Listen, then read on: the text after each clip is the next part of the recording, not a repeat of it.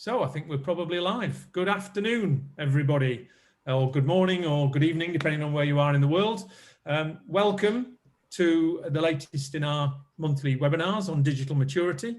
This month we're looking at innovation, and as regular viewers of the webinar, which hopefully we've got a few regular viewers now, as regular viewers know, we also tend to look at a particular area of industry or a sector to try and bring the topic to life a little bit. So this month it's innovation, but we're also looking at the mobility space with particular reference to automotive and the aerospace industry. And I'm delighted to welcome a couple of experts to talk today and to give us their thoughts and views.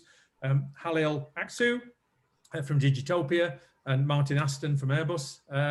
Welcome, gentlemen.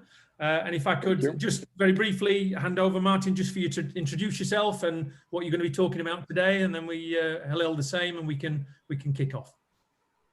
Okay, thanks, Mark. Yes, very quickly, Martin Aston. I currently work for Airbus, but I'm actually talking today on behalf of the Brunel Challenge. It's a major initiative to actually re-engineer engineering, effectively using digital technology to transform the way we develop and actually assure products as well.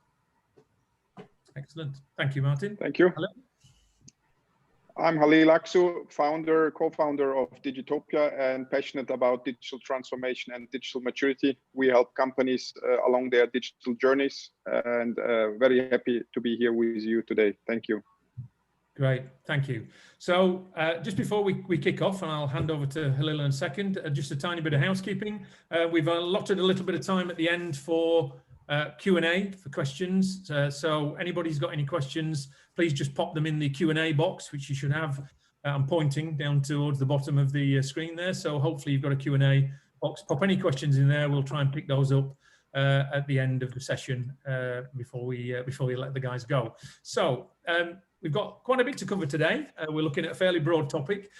What I'd like to do first is hand over to Halil to give us perhaps a little bit of an overview of innovation in terms of an aspect within a maturity model and obviously digital transformation road programs that people are running, and just really give us that kind of intro to the sort of areas that we're looking at today, if that's okay. Absolutely. Thank you, Mark. Thank you. So let's usually have a presentation ready for us. So for the guys who were on the previous webinars, they are familiar with this model, the Digital Maturity Index. And as Mark described in the beginning, we will look at the innovation dimension today, which is part of this 6 dimensions. And we've covered some of those already, and we'll cover all the others as well in the upcoming webinars. When we look at the maturity levels, which is a classical approach from 1 to 5, from a very basic defined level in terms of digital maturity, and also when you look at the innovation capability of a given organization. The more they invest in process and people and basic tools, they become more organized. The more they integrate tools, people, and processes, and start also integrating the ecosystem, startups in this case, other parties, and the whole supply chain, then we talk about the integrated level. Once they are optimizing, and optimization usually is done with data and methods with open innovation in this context, and other like Kaizen and Six Sigma and these kind of methods, you achieve better outcomes with the same inputs. Basically, that's what optimization is all about. And the ultimate level in this maturity scale, what we have is level 5, obviously the target for the time being, as we see digital born companies are able to really operate on a digital level on level 5, basically with integrating their software with open APIs, integrate their processes with resilient supply chains, integrate their organizations with flexible working arrangements, and the sharing economy and so forth. So that's the overarching concept of the digital maturity, where innovation is one of the 6 components. And now we like the sprout as a metaphor for innovation, because usually it starts with very basics, very small steps. And that's, you know, you can read about it in the Lean Startup or the Agile Manifesto, and it's all about iteration. And this is how we got here from Stone Age, basically. So humankind is always very curious and very inventive to solve daily life problems, and all what you see around you basically is invented by human beings, is engineered by human beings, and was created by human beings. And so and all of us would agree that we will not stand still. So what we have seen in our lifetime, so I'm 48, and especially since the invention of the computer, especially the PC, what I have experienced, then the internet coming into our lives, the mobile phones, the web 2.0, social media, and everything else we have since the last 2, 3, 4 decades, it's amazing. And no one would, you know, kind of disagree if we would say in the next upcoming decades, there is no sign that it will be less. It will be even more, and it will be even more complicated to cope with it. And there's much more to come. From a scientific perspective, there are no boundaries. From a physical perspective, there are no boundaries. And from an economical perspective, there are no boundaries as well.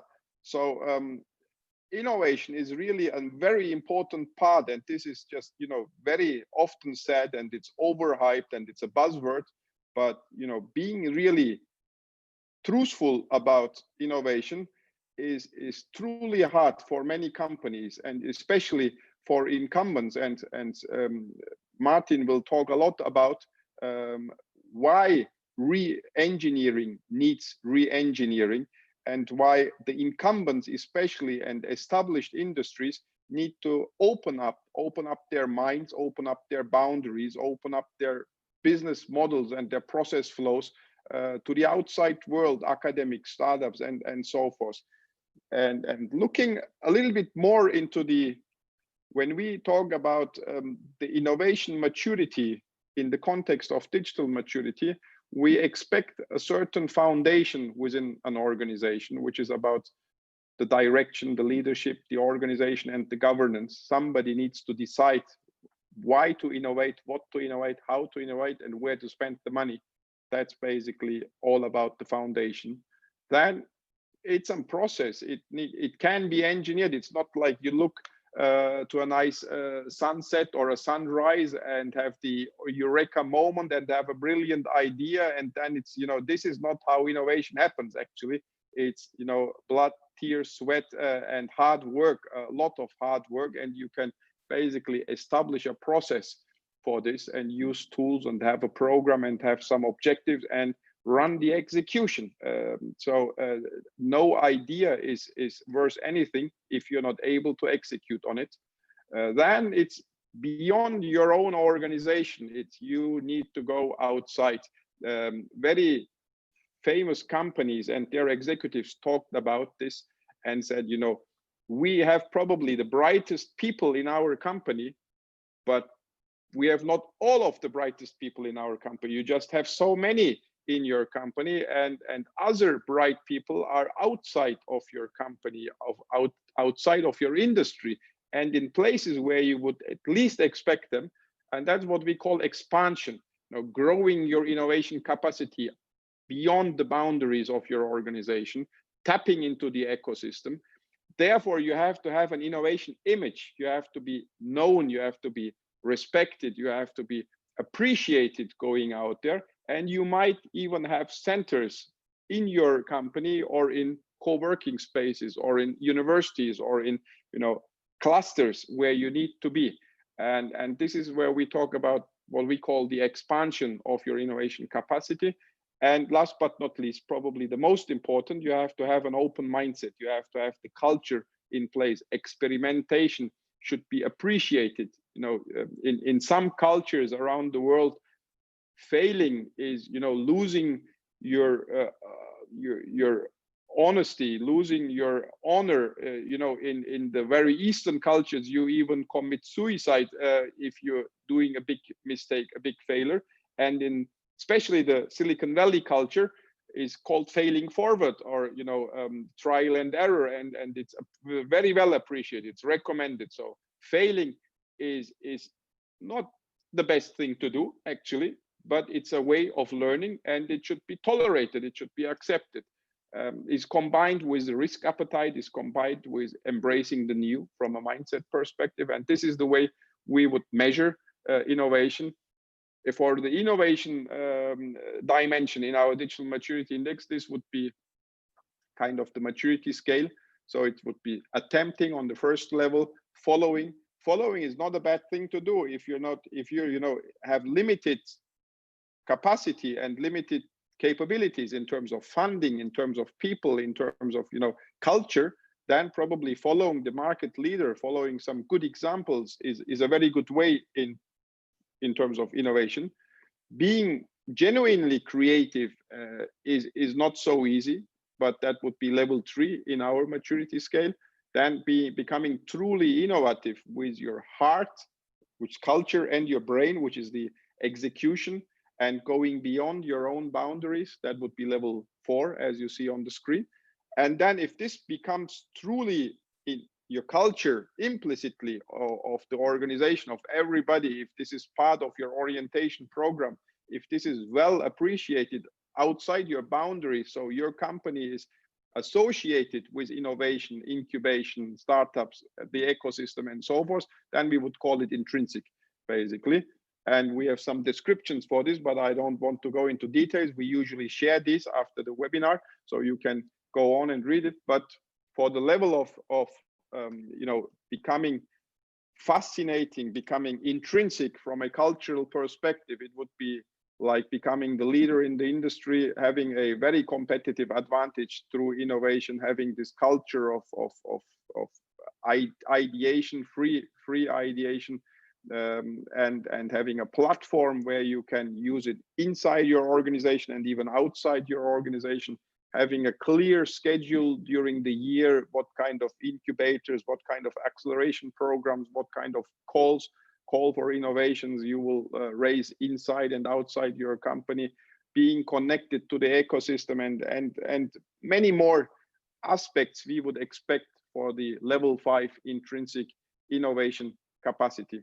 And I'll stop here. And Mark, I know you have another question for me prepared, so I just go back to our gallery view here to see all the speakers, and that's for the moment everything I want to share about the basic notion of innovation in the context of digital maturity. No, thank you, Halil. I think that's really sort of set the scene, and a little bit of a deeper dive into the actual the definitions and the mechanics around the maturity model, which I think is a great foundation for where we're going to go next. So where I'd like to go next really is to bring the topic to life a little bit in terms of innovation within the automotive sector initially, and then we're going to hand over to Martin to perhaps talk a little bit more about aerospace.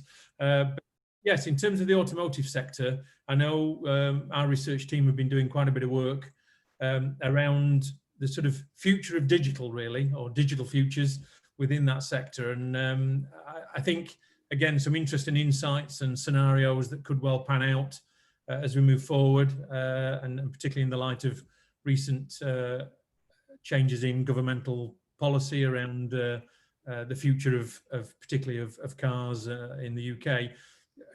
Can you talk a little bit to us, Halil, about what we've been doing there and the kind of scenarios and findings that we've been looking at? Absolutely, thank you. So let me share the screen again and jump right into the scenarios you just mentioned. So what we do from time to time is to look into certain industries, and this time it's about mobility or automotive, and we use the trilemma scenario planning approach to identify 3 scenarios what could happen. We can't predict the future, but we can look at some trends and some driving forces and come up with some narratives, and we call them scenarios. Here this time we created 3 scenarios with a trilemma approach. And the driving forces in the industry, basically what we have discovered, what we think are the most influential on the future of automotive or mobility in a larger sense, is the consumer power. So the consumer still has a say in what should go on the roads and in the air, basically. As you see, of course, external factors like a pandemic has also a severe impact on mobility, as we can see. But the second important force we identified is the industry, basically. We can only drive what they produce. We can only fly what they put in the airports out there. So the industry has a important power about how the future should look like. And the good thing is that we have, in most of the countries on the planet, a free market, liberal economy, and competition decides which design and which business model and which price is the best. But still there is the industry at large is very influential on how the future will look like. And we see the automotive industry moving into what they call CASE, the connected, autonomous, shared and electrified car. And we'll talk about that as well. And thirdly, the state has an influence on the future as well, because they can incentivize what should go on the roads or what people should use. They are definitely the regulator of the future of autonomous driving and also autonomous flying and so forth. So regulation, incentives, and jurisdiction is also an important aspect on the shape of the future of the automotive industry of mobility at large. So taking these factors, and we usually do a pastel analysis to understand all the other trends affecting the future, which we not talk about here because we are limited time. But we created 3 scenarios, and the scenarios look like following. If the consumer power and the industry power will kind of overarch or are more dominant than the state power, we call that scenario the harbor scenario. Imagine a harbor village where you have a lot of trade, a lot of different people coming in and out, a lot of cultures meet and influence each other, and a very hybrid environment. What does this mean in terms of the future of automotive? We will have electrified cars, we will have the conventional combustion engine, we will have autonomous driving, we will have people still preferring to drive themselves. These needs all to be insured, these needs all to be regulated, these needs all to be kind of controlled. But this is the most heterogeneous scenario we came up, which is also the most likely scenario to happen, because the combustion engine and the petrochemical industry and all the established, the incumbents basically, will fight for their existence in the future. And within 10 years, the big car makers, the big plane makers will not disappear. That's impossible. And we're talking about 10 years here, 2030, basically. But we'll talk about the impact as well on the automotive industry and how it will turn into a mobility industry. Then on the other hand, we have the village scenario, which is basically if not the industry, but the state will be more dominant in terms of defining the future. And the state, because of the Paris Agreement, the Paris Climate Agreement, and because of the severe impact of the climate crisis, which is drought and wildfires and heavy storms and tornadoes and uncontrolled floods and so forth, we need to get as we need to get the pandemic under control, we also need to get the climate change under control, and the state will get more aware and more intrusive in terms of navigating that future. But it will still have to get the appreciation of the consumer and the citizens, and that's a kind of greener scenario. Actually, we will have more electrification, we will have more public transportation, we will probably have less traffic in the city centers, and that's kind of that's the reason why we colored it in green here. That's a more sustainable scenario with heavy regulation, which has a negative impact probably on the private industry. And thirdly, the last scenario is about if the consumer loses its control, if the consumer loses its power in terms of deciding what models and what price levels and so forth, in more kind of state regulated, in more monopolistic or oligopolistic economical circumstances. We'll talk about a metropole scenario, which is kind of metropolis, big cities with rather little variety in terms of cars, probably highly autonomous, highly connected, highly surveillance scenarios, and where the state basically defines a lot of the options, and the industry complies to these regulations. So what is the impact of these scenarios then? We looked at the number of cars, the shared cars scenarios, the smart cars and electrified, and the vehicle variety. In the metropole scenario, what I just described at the end is we probably have more cars on the roads because that's good for the industry and the state, because this is not the so green scenario. Less shared cars, neither the industry nor the state might prefer that. Smart cars, slight increase probably. Electric cars, not so much, stable. Vehicle variety dramatically goes down. And so we have more, the customer behavior is more obedient, following the standards and the routines. In the harbor scenario though, we have also an increase in number of cars. This was because of the variety of the cars. And here again, because everybody owns even more than one car, we have less shared car, but more smart cars, more electrified cars, and a dramatic increase in the variety. A lot of different cars on the roads, basically, in summary. In the village scenario, we have a dramatic reduction in the number of cars. The increase is in shared cars, smart cars, and electrified cars, and the vehicle variety more or less stays the same, probably even goes down. So rather loyal, conscious consumption. And this has also an impact. We always have a categorization of where do companies need to focus on in terms of their strategy. Customer excellence, operational excellence, and innovation excellence usually are our categories. And here you see how we have split your focus. And for the metropole scenario, it's all about operational excellence.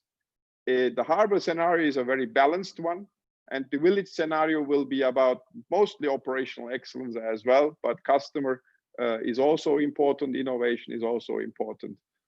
So we don't know what the future will bring, but these are the kind of three scenarios we come up, and automotive makers, suppliers, logistic companies can play with these scenarios and build their strategies around. And if you have a certain preference, you better should kind of try to influence these scenarios and position your company and your strategy accordingly. What is true for all these scenarios is that the future is digital. So in all the three scenarios, the manufacturing and the assembly of cars or planes or any other vehicle will become more connected, more intelligent, more digital in that sense. And the vehicle itself will become more connected, more intelligent, and more digital. So that's basically in a nutshell what we have come up with our research, talking to a lot of people and looking into a lot of data.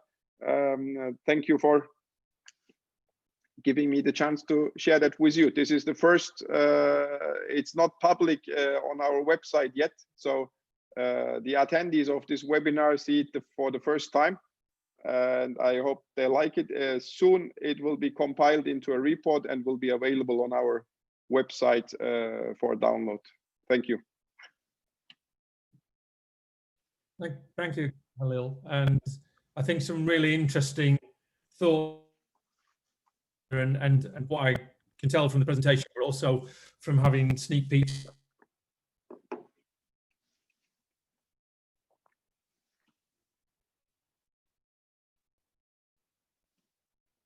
Anybody who's in that sector in any way, certainly get in touch. Martin, you're still there, right? Let's say it's a lot of research, a lot of. Mark, we lost your picture. I think. All right. So I think, Martin, if you have stable line, I think we can hand it over to you. And oh, Mark is back. I'm back. Right. Sorry, I beg your pardon. Okay. Connection. Yes, Martin. Sorry, I was just saying, if I could hand to you, perhaps to look a little bit at the aerospace industry. Obviously, Halil's talked a bit about automotive, around innovation, and the whole sort of ecosystem that needs to sit around that in that space. If that's okay. Yeah, I think what I can do is actually take the challenge we face up a level of complexity. Let me show you a slide to put it into context. Bear with me for 2 seconds while I just get this to work. So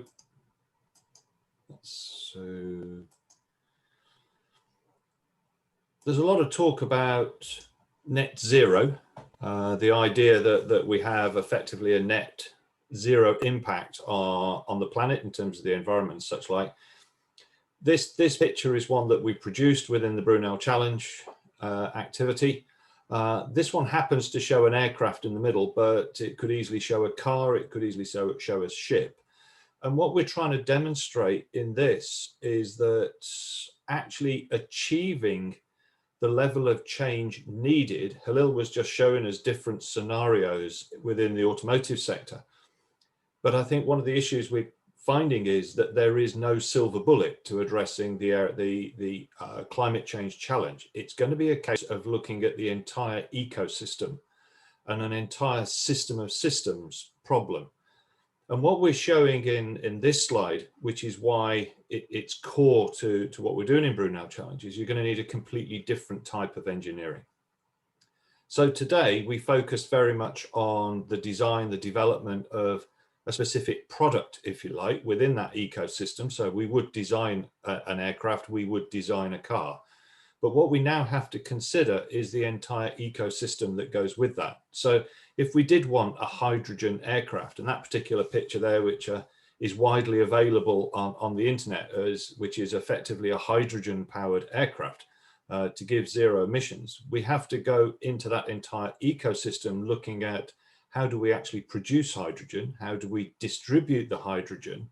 We need to consider how you actually gather the materials to make that aircraft. How do we actually produce them? What type of vehicle do we then transport the components around the world? What do we do when we actually get to the airport? Because there's little point in having a zero emission aircraft if we're still using diesel powered buses to actually arrive at the airport.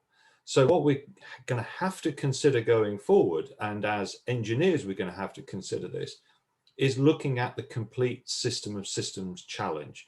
And this is why digitalization is so important, because if we're going to integrate the supply chain, if we're going to integrate the development process across all those boundaries, understanding the interfaces and interdependencies, it couldn't be done in an analog way. We're going to need the digital systems to actually connect everybody that's in the ecosystem that you can see there.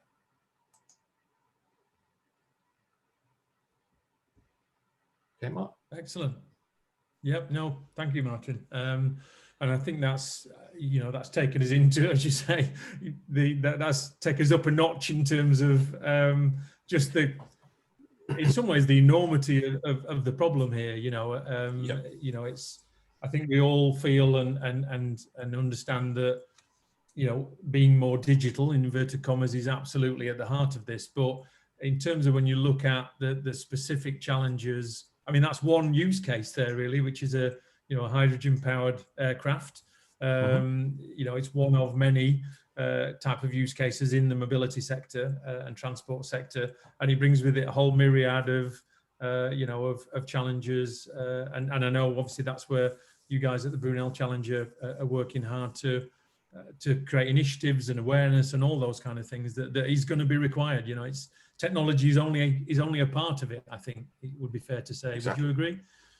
Exactly. I mean, Right. if I can share a couple more slides to actually explain more about what we're trying to achieve with Brunel Challenge. I think being an engineer, a picture is worth 1,000 words, and as engineers Perfect. love pictures. I was going to hope you would give us a go diagram into a bit and more not a detail. reply.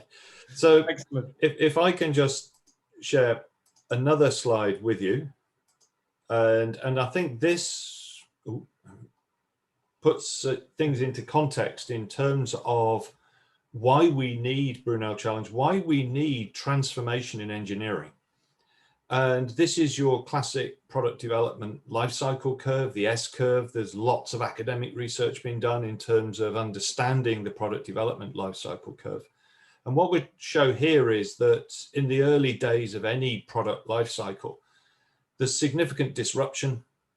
There's a whole load of different ideas. The market's immature, it's high risk, but things then start to gel. And as you then go along that route, you accelerate the actual performance, you accelerate the market penetration.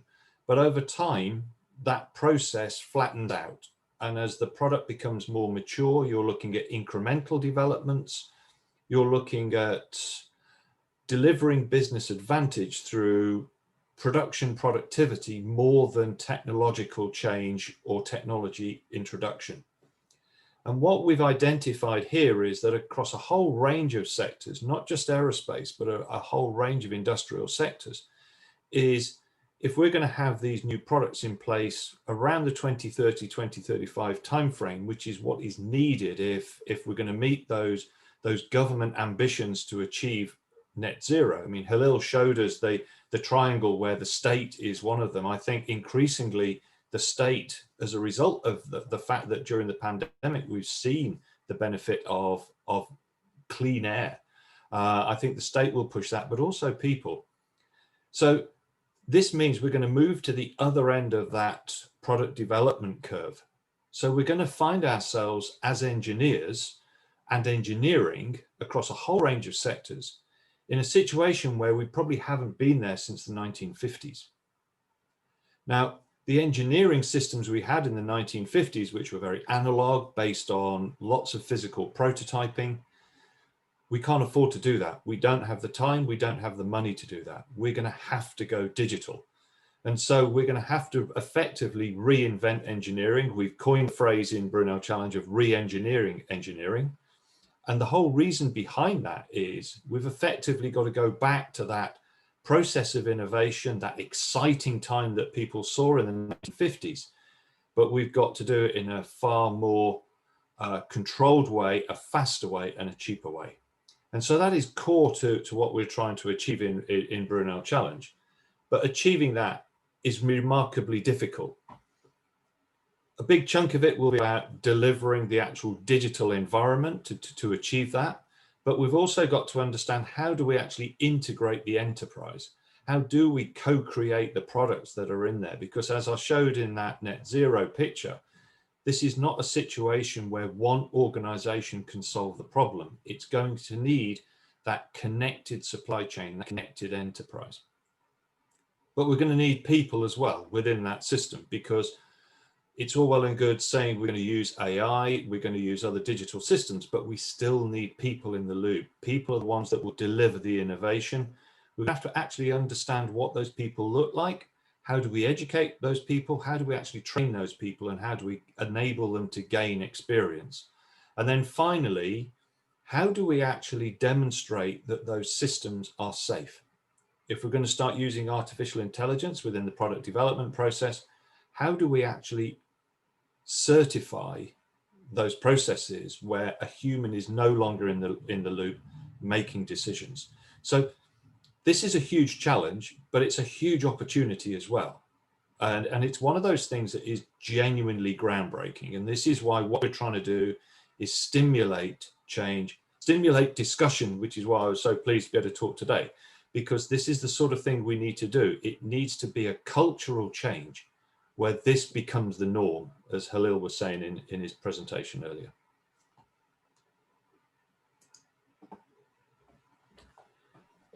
Excellent. Thank you for that, Martin. I think that's given us an insight into the what I can imagine is a huge challenge that you guys at the Brunel Challenge are facing, because it touches on sort of every aspect of, I know, you know, engineering is at the heart of it, but I think it's really interesting how you rightly position the cultural challenges, not just the technology challenges. Yes, moving to digital absolutely is key.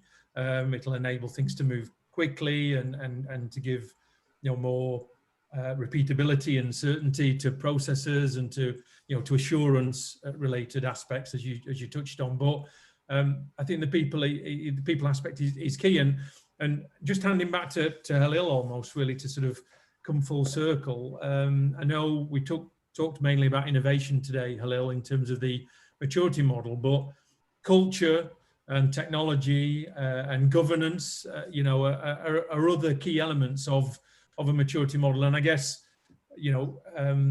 from looking at it from a sort of holistic maturity perspective, which was part of, in a way, was part of the vertical aspect of Martin's graph there, really, innovation and maturity.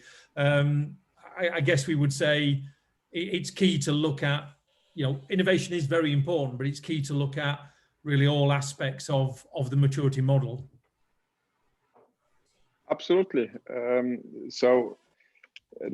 Thank you, Martin. That was really great. And I think, re-engineering, engineering with the 4 buckets of the transformation of the engineering, the ecosystem integration, the culture, and the validation. It is a similar look as we, similar structure as we approach this. You connected it back to 1954, and it's a similar time of commercial flying with the inception and the invention of the semiconductor, which was 56 basically.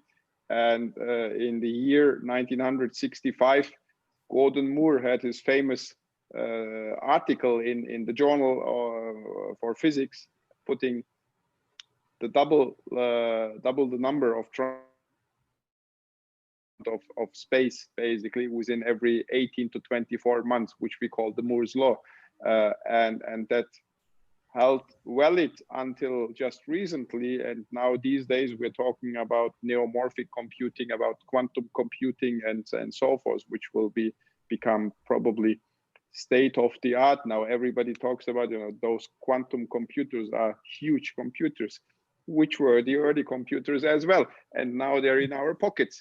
So it's a different approach. So we'll not put a quantum computer in our pockets, that's for sure, but they probably will get more powerful and smaller and more affordable over time, as everything became more affordable and smaller and better and faster and cheaper, especially the digital stuff. So when you think that long into the back and try to look into the future, basically every organization and every industry on the planet is on a journey, and they're on a journey since a long time. And our claim is basically that we can measure where they are and compare them against their own peers in the industry and across industries. And we say that's very important. There's this faming engineering saying you can't manage what you can't measure, basically. And if you're spending in digital transformation, if you're suffering in changing the culture, if you're losing money and losing market share because you're against startups, against new entrants into your markets. And look at the automotive industry. There's one single company, I won't mention the name, but all of us know which company I mean. and their market valuation, which is probably too big at the moment, but their number is more than the accumulation of all the rest of all the incumbents together. So that's probably oversized and overhyped, most probably. And we saw this for the ones who are similar age like we are. We lived through a dot-com bubble, and we don't want to see another one. We lived through the financial crisis and so forth. We don't want to see another one. But usually it happens every 10 to 15 years in one industry or the other.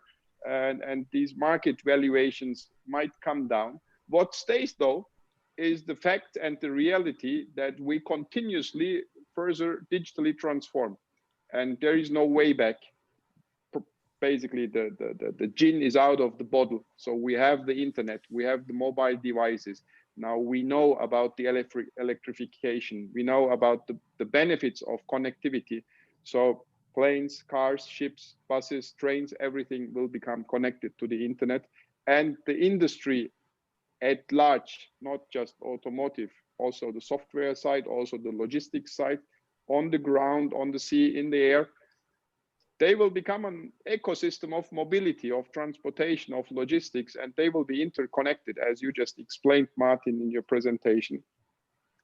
And for every participant in this context, they just need to know where they are. And I think we say we can help you measure and look very holistically at what point you are, where you're spending, where you get good benefit, where you get not so good benefit, and how you need to strategize and prioritize your investments, your efforts, and keep going ahead for sustainable success and sustainable value to your constituents. So that's basically our claim. This is all what we are very passionate about, and where we are day in and day out working on with a lot of clients and with the whole team in terms of product development, research, analysis, and service delivery on the ground with a lot of executives. So it's really exciting times. I think, I can imagine, having the first car and the first train out there with all the carriages around. That must also have been a very exciting time and very, I'm talking about the early days of the 20th century. But I think in terms of number of changes and severity in the depths of changes and complexity, we are, I think, at a point, arrived at a point where, with a analog mindset and with the conventional approaches, which date back almost to Aristotle, we are not able to cope with the future challenges, because it's far beyond a single company, far beyond the analog mindset, and far beyond linear strategies. What do you think, Martin, about that? Definitely. I think in the past, the steam train was phenomenal in terms of transformation. It changed what we ate. It changed our entire concept of time, because prior to that, every town had its own time zone. But if you look at how we implemented that, there were lots and lots of people. We threw people at it, and we made a lot of mistakes. In the current world, we can't afford to make mistakes. We've got to get it right first time. And actually, the problem we're trying to solve is more complex than they did with the steam train. So it's a huge issue, but I think we should see it as a huge opportunity. It's an opportunity to do exciting things. And it's an exciting time to be an engineer, but we need a different type of engineer. We effectively need a digital Brunel who invented this sort of Great Western Railway. Yes, exactly. Yeah, I think that's an excellent way to position it, and actually quite an uplifting way, to think more about the opportunities. We've talked quite a bit about the challenges today, of which there are many, but I think it's great that you're absolutely right. We do need to look at the opportunities here, and I do urge anybody on the webinar who's interested in what Martin and the guys are doing at Brunel Challenge to reach out to him. Similarly, from a digital maturity perspective, I should have said at the beginning, I'm Mark Walker-Smith. I look after EMEA the EMEA operation for Digitopia, please reach out if there's anything around our futures reports that you want to talk about, or digital maturity generally. We're very happy to help. Just quickly, I'm conscious of time. We've got a couple of questions have come in, which I will very quickly put to my expert panel. So the first one I think is probably, I'll go to Martin first. So as we move, the question is, Martin, as we move more towards an integrated and connected supply chain, which is part of what you were talking about earlier on, how can we, first of all, identify, but then also, I suppose, sort of mediate the weakest link? Because obviously in any kind of a chain, the weakest link is you know, going to perhaps hold you back. And therein lies the challenge. Martin, the issue we've got. Oh, sorry, is that okay? Sorry, just me. Connection. Sorry. Yeah. All right. Okay. Yeah, we talk about digital, but we're really finding the limits of broadband connectivity at the moment. But yes, I think in all seriousness, if we are looking at far greater integration across the entire ecosystem, that map that I showed earlier only works if there are no gaps in it. And at the moment, in terms of actual digital capability, there's a lot of big companies can afford it. There's a lot of companies that are sort of, let's call them digital literate, who can do it as well. But there's a whole load of businesses across that entire ecosystem that are probably not quite as good as some of the others. And I think this, one of the phrases, again, we've coined within Brunel Challenges, if you like, the democratization of digital systems, because it has to go across that entire ecosystem. Gaps are not optional. Mm. No, they sort of completely fly in the face of the whole concept, really, don't they? Exactly. Halil, was there anything you wanted to add to that? Yes, and digital, you know, we say digital gives you superpowers. Just envision Superman and Batman and all those superheroes, and digital could become a superhero for your operation in terms of speed. Digital usually is light speed. So when you press a button, the signal goes, you know, we don't know where this Zoom data packets, video packages go through, and you know, I see the other two guys, and the data packages come with very little latency through the broadband connections, probably traveling around the globe somewhere, and it works. And you know, anything analog in terms of paper, cargo, or shipping, or on the road is just, you know, linear, and you can speed it up as much as you want. And I'm sure the aerospace industry is working on that for a long time, and we have these hyper loops and so forth, but it's never as fast as digital. So you know, and I think there is a big value, and when we want to connect all the supply chains and all the partners and all the whole ecosystem, and as just Martin explained it, it has to become digital, because first of all, there's so much information we want to share. Then we are in a kind of hurry, and there's so many people to connect. So as we do this webinar now, it's unlimited. You basically could connect from anywhere, even extraterritorial. And we record this and we can broadcast it afterwards, which is impossible with a physical event. There's of course some other benefits of a physical event in hugging each other if pandemic situations would allow, or having a drink together or whatever. But we really need to benefit from the features of the digital reality, which gives a complete different set of superpowers to any industry or any organization. Handing back to you, Mark. No, thank you. And I'm conscious of time. We have one more question, which I'll very quickly put to Halil, because I think it plays into the space we're in. The question is, at what point in my digital transformation journey should I gauge my digital maturity? I think there's probably quite an easy answer to that one. Excellent question. Yeah, you should have a look periodically to that, basically. So there's no certain time when you should or should not look at it. You should have always a look at to understand where you are. That's like the tachometer in your car or the cockpit in your plane. So you look at the instruments all the time, basically to steer your vehicle.